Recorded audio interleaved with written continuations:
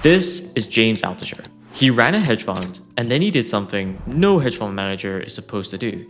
He published 20 of their strategies in a book you can buy for $48. Now, if you're anything like me, I'm wondering, were these even real? And more importantly, do they still work 20 years later? And if so, why would he ever publish a book like this? Well, I picked one of the strategies and I tested it.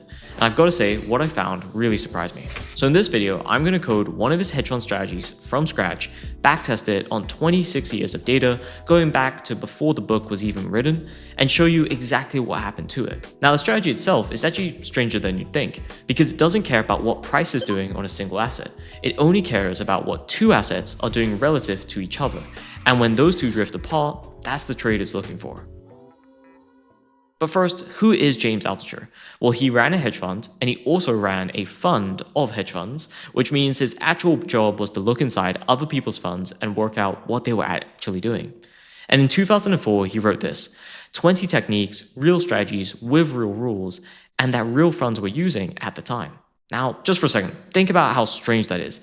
If you had a strategy printing money, the last thing on earth you would do is publish those rules in a paperback and sell it for $48. You would at least charge more if it was actually working.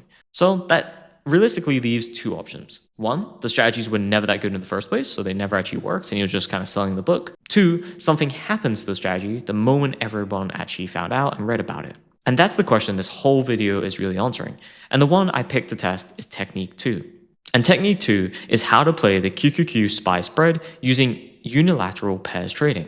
Now stick with me for this video because there is 1 year where this strategy made 97% while the market lost 12%, and I'll show you exactly when and exactly how it did it. But first, let me explain what is a pairs trade. This is normally where we take two things that normally move together or have a high correlation, for example, two car makers, two banks, whatever it really wants to be, and one day one of them drops hard and the other one doesn't. The gap between them stretches. A pairs trader doesn't ask which one is going up, they short the expensive one and buy the cheap one, and bet that the gap comes back to where it was before. Ultimately, that's it. It's a very simple idea. You're not really betting on the market, you're betting on the distance between two things relative to each other and expecting them to come closer to each other again. To put it simply, you've made a bet that has almost nothing to do with whether the market goes up or down, which sounds like the safest thing in the world to actually do, as you could maybe be market neutral if you're only focusing on these two assets. But it's sadly not that simple. A lot of times when hedge funds actually use this sort of strategy, they can blow up quite fast. And this is why Altucher actually puts a warning in his own book, and it's brutal. He describes it as twice the risk and half the gain. Because when two things are correlated, the gap only ever gets a tiny bit out of line, so to make real money, you have to use leverage, and often a lot of it. For example, if you have a tiny edge, let's say, 0.5%, if you apply 10x leverage to that, then you're getting a 5% return, which is amazing. But if that strategy, stops working, or the gap keeps on widening, right, and you're actually wrong, and it turns into a 5% loser, because of your 10x leverage, that's then going to be a 50% loss. And especially for a lot of mean reversion strategies, 99 times out of 100, that spread or that mean reversion is going to snap back and you're going to get paid that very nice premium. But 1 or 2 times and it doesn't. And this is the difference between a 20% year and a minus 50% year. And this leads Altucher to present a slightly different version of this strategy. It's called the unilateral twist. Overall, unilateral just means one-sided. And I will say, on first glance, a one-sided pairs trade sounds kind of impossible or a contradiction. Normally, a pair always has two legs, and that's why it's called a pair. But Altucher's argument in this is when the gap between two assets goes wrong, it usually isn't both of them moving. It's normally just one of them. Let's say the wilder one or the more volatile one. And that's going to be the culprit you're going to be focusing on. So the classic pairs trade would be, for example, long SPY and short QQQ. But in this version, we're actually just going to watch SPY and trade QQQ because QQQ is the more volatile one. This also leads to one extra amazing thing, which is we get to half our commissions and half our slippage because we're no longer trading both assets. And the reason QQQ is normally the more volatile one is, well, it's tech and growth focused and it's normally higher beta. And ultimately, SPY is just the reference here. We watch it and we never actually place a trade on it. So how do we actually turn this into strategy? Well, here are the rules directly from the book. I haven't changed a single thing from how he presented it. Ultimately, we have to build the signal first. So we're going to take the ratio, which is just QQQ divided by SPY. We're then going to smooth it. So we're going to add a 20-day average of the ratio. We're then going to have the difference, which is the ratio minus the moving average. We're also going to smooth out that difference as well. So we're going to get 20-day average of the difference. And then we're also going to standardize it. Basically, all of these first 5 steps is doing one thing. It's turning how far apart are QQQ and SPY right now into a single number. And for example, Z equaling 0 would mean normal, but Z equaling 2 would mean the gap is unusually wide. And Z is just representing the signal value in this case. Then part 2 is the actual entry steps. So we're going to short QQQ when we have a Z-score above 1.5, and also QQQ has closed plus 2% or more on the day. Whereas we're going to buy QQQ when the Z-score is below minus 1.5, and that gap then has stretched the other way, and we're going to be wanting QQQ to close minus 2% or more on the day. And ultimately, why are we looking for this 2% move either way? It's just to show that the QQQ is the one that's leading that charge with more volatility, for example. And then part 3 is the actual exit. Ultimately, there's no stop loss or take profit. We're just going to close it when the Z-score falls back in line, as you would with any mean reversion trade, because the reversion has happened. So if we're going to put this whole strategy on a single line, we can see if it was minus 5 or more, then we're looking for buys. If it's between minus 5 and minus 0.5, then we're just going to be holding long. If it's between minus 0.5 and plus 0.5, which is going to be flat, so we're going to be either exiting or we're not going to be taking a new position, and then vice versa for the short side. So that's the whole strategy, but writing the rules down is the easy part. The next part is where we really need to backtest it rigorously to see if this is something that could actually work historically and maybe work now as well. So 6, how do I actually test the strategy? Well, ultimately, because the rules are very simple, you can actually code this quite easily. Here's just an example of how I kind of coded it. But 2, there is one thing I want to make sure to pay attention to, and that is a potential look-ahead bias. If we calculate the signal based on today's close, expecting that we're going to be able to fill our trade at today's close, you have used a price you could not possibly have known when you actually decided to trade. The reason for this is you can't get today's close and also fill on that close at the exact same time. So to be safe, we're going to be using the next open as actually when we're going to execute that trade based on the close previously.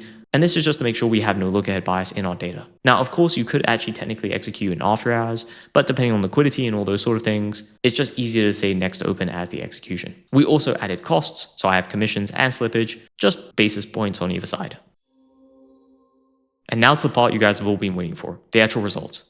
Well, in 26.5 years, from January 2000 to today, every single trade that these rules have generated led to 185 trades being taken, 62 or about 63% win rate, an average days of 6.5 being held for every position, 111 of those were long and 74 of those were short, and we just had about 18% of time in the market. And just focus on this number for 1 second. I'm going to talk about it more in just a second. Now, to give you an example of an actual trade that I took, this is one of the shorts it took back in actually 2022. Overall, it went short over here, exited over here, and was a 9.4 notional value on the account trade. But if we actually looked at the worst trade as well, it was about the same thing, but in reverse. It lost about 9.1% of the notional account. But this is quite common for mean reversion, so I wouldn't necessarily hold anything against it just based on that. Now, if we actually look at it year by year, because we've got a lot of years to look over here, we can see a lot of the returns were in the earlier years. And if we actually translate this into an equity curve, this is where it really paints the picture of what happened to this particular strategy. We can see between 2000 and 2004, it massively outperformed SPY.